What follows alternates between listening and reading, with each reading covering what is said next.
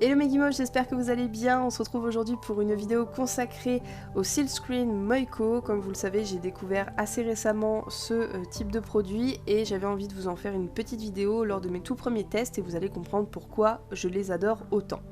Alors voici le tout premier motif que j'avais acheté lors de mon haul pour la boutique Polystudio qui avait ouvert très récemment lorsque je vous ai posté la vidéo. Donc je vais vous montrer comment je l'ai utilisé de façon assez simple. On va faire une partie avec les duochromes et une autre partie avec les pigments mica Perlex et vous allez voir que ça va vraiment donner du feu de Dieu. Alors la première application, comme vous le voyez, sur pâte noire, je l'applique délicatement et ensuite je vais voir pour faire un montage avec également un support camé que je vais couler avec de la sculpée liquide noire. C'est une des toutes dernières qui est sortie.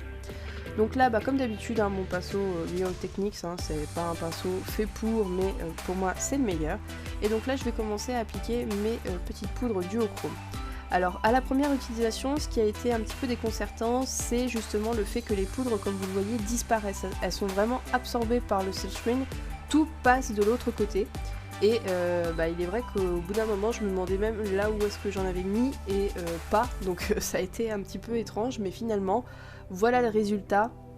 Ça a été le tout premier, celui-ci, ça a été le tout premier essai et il était déjà parfait.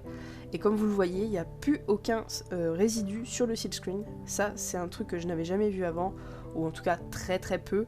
Donc au final, au niveau du nettoyage, ça va être très léger. En plus, moi, en général, je n'utilise que de la poudre, donc c'est relativement léger déjà de base. Et comme vous le voyez, voilà, les détails sont parfaits. Je vais me prendre plusieurs petites marques ovales avec l'emporte-pièce et on va venir ensuite résiner tout ça, vous verrez bien par la suite. En tout cas voilà, le fait d'avoir utilisé plusieurs couleurs de duochrome va me permettre d'avoir de jolies nuances et vous allez voir par la suite que ça va être assez sympa.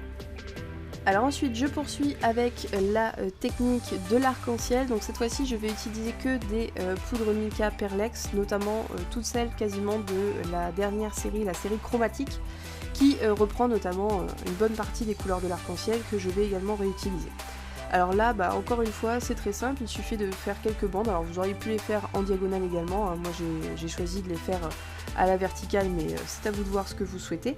Et donc là, encore une fois, voilà, faites bien attention à là où vous mettez votre poudre et essayez de vous en rappeler, parce que tout simplement, on ne les voit quasiment pas à travers.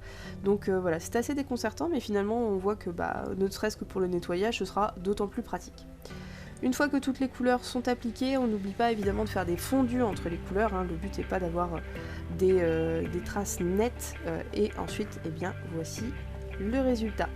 Alors j'avais pas envie de tout découper sur des toutes petites pièces d'emporte-pièce, donc là j'ai vraiment pris un très gros qui pourrait servir notamment pour des décorations de pots, des pots à crayon, ou même carrément des carnets, pourquoi pas.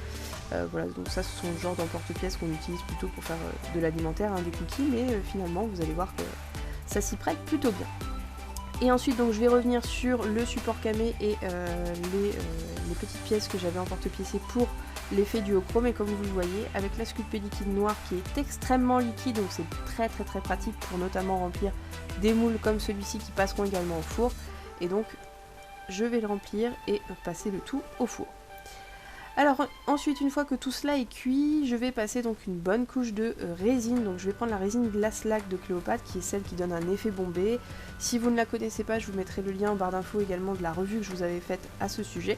Et donc là, voilà, il ne reste plus qu'à remplir, mettre une très bonne couche. Encore une fois, j'utilise le Resin Pad, ce qui me permet de bien charger ma plaque de polymère cuite en résine pour qu'elle soit vraiment bien bombée et bien brillante. Et si toutefois il y en a trop, ça débordera sur le Resin Pad, donc ça n'est pas bien grave. Même chose évidemment pour les duochromes, et là je vais carrément en profiter pour placer le support cabochon qui est donc en pâte polymère également et qui est donc cuit et prêt à donc sécher avec la résine. Une fois que tout cela est fait, j'utilise un petit peu de Bake and Bond pour faire la semelle de mes colliers notamment, et ensuite évidemment y placer une petite attache en métal, ce qui me permettra de le monter en collier.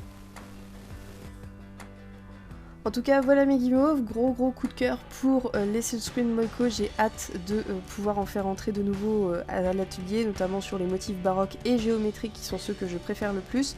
et éventuellement d'autres marques. D'ailleurs, si vous avez certaines marques que peut-être on ne connaît pas forcément mais que vous voudriez que je teste en vidéo, n'hésitez pas à les mettre en commentaire et ça me fera super plaisir de pouvoir les tester pour vous. J'en ai déjà quelques-unes en vue, mais bon voilà, il va falloir attendre un petit peu parce que certaines viennent des États-Unis et ça coûte assez cher de les faire venir. Mais voilà, je pense que le Père Noël pourra peut-être me les apporter, en tout cas je croise les doigts. Alors une fois que les finitions sont terminées comme vous le voyez et une fois la dernière cuisson faite, et bien voici ce que ça donne une fois cuit et sec. Encore une fois la résine donne encore plus de dimension à toutes les poudres avec des reflets métallisés notamment sur fond noir. Et donc voici ce que ça donne. J'espère que cette vidéo vous a plu, vous a inspiré et vous a peut-être pourquoi pas incité à essayer de vous mettre au Silkscreen. Et donc évidemment n'hésitez pas à partager cette vidéo à tous les patrouilleurs qui ne seraient pas encore totalement convaincus par les Silkscreen. N'hésitez pas également à laisser un petit pouce bleu et éventuellement à vous abonner si ça n'est toujours pas fait. Et quant à moi, je vous dis à très bientôt pour de nouvelles vidéos. Ciao!